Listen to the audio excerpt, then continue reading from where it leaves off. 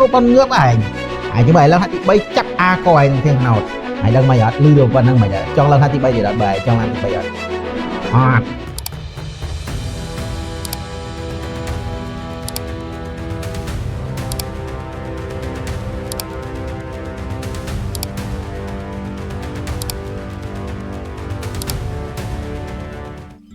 យើងដឹងអំពីបបហេតុនៃការមកអង្គុយនៅបន្ទប់ហ្នឹងឯង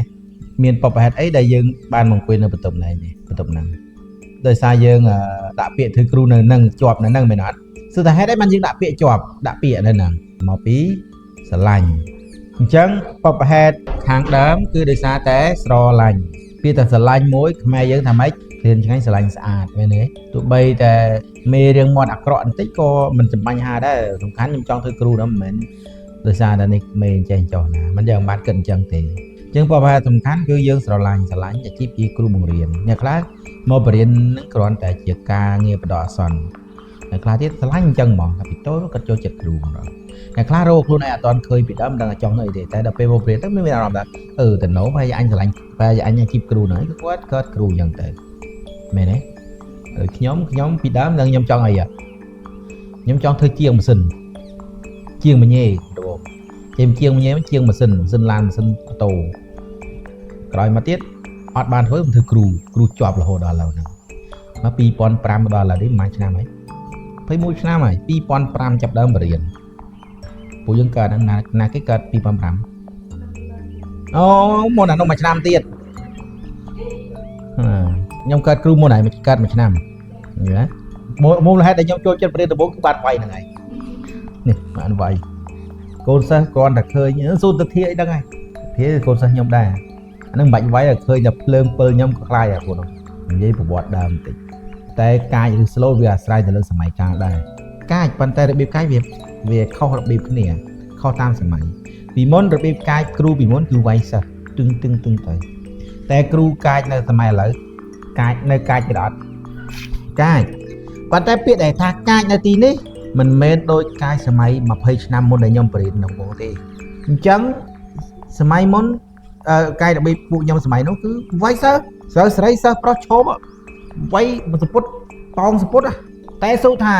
ហេតុអីខ្ញុំវាយចុះពូគ្រូខ្ញុំវាយខ្ញុំអញ្ចឹងដែរខ្ញុំទៅរៀនកាវជាងឆ្នាំកាវជាងចាក់ដើមចូលរៀនគ្រូថាស្អែកយកផ្ដៅមកម្នាក់មួយយកទៅអត់ទាយមកយកអត់យកទៅឲ្យគ្រូហើយដឹងគ្រូយកធ្វើអីអត់ទៅឲ្យខ្លួនឯងហ្នឹងហើយខ្ញុំចាំបានគ្រូខ្ញុំមួយខ្ញុំអត់និយាយថាឈ្មោះគាត់ឈ្មោះអីទេតែគាត់នៅរស់ទេគាត់ថាទី3ខ្ញុំថាទី2ហើយខ្ញុំលេងវារៀងលៀមជាងគេដែរ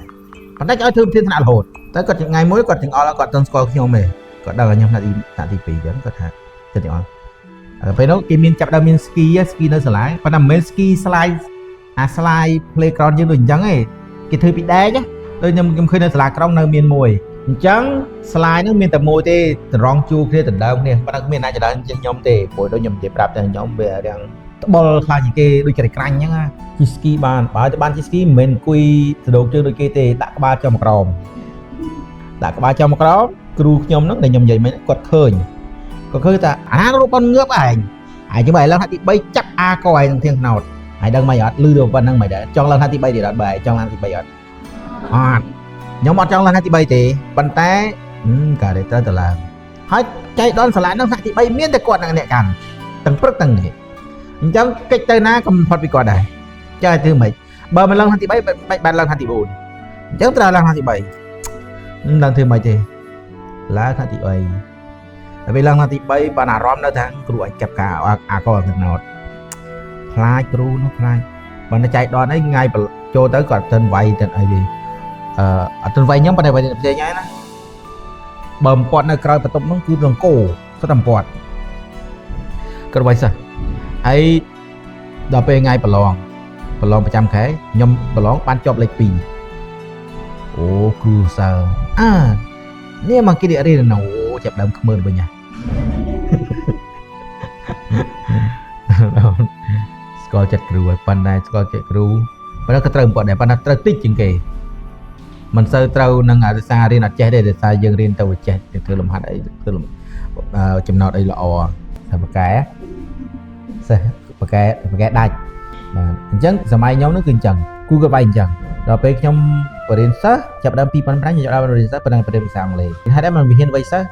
សាលាអង្គការអញ្ចឹងគ្រូខ្ញុំគាត់ថាវ័យបើវាអត់រៀនគឺទៅតែវ័យបានដែរហើយនាយកប្រាប់ឲ្យវ័យចាំកាលជាពិសេសអាណាដែលឌឺអញនៅខាងក្រៅហ្នឹងអញជាមួយចូលថ្នាក់ដល់ត្រូវចាំឈ្មោះមួយចំនួនតែឥឡូវអ្នកខ្លះស្លាប់បាត់ហើយអ្នកខ្លះវាមិត្តភ័ក្តិនឹងគ្នានៅខាងក្រៅមិត្តភ័ក្តិដល់ក្នុងថ្នាក់កូនសិស្ស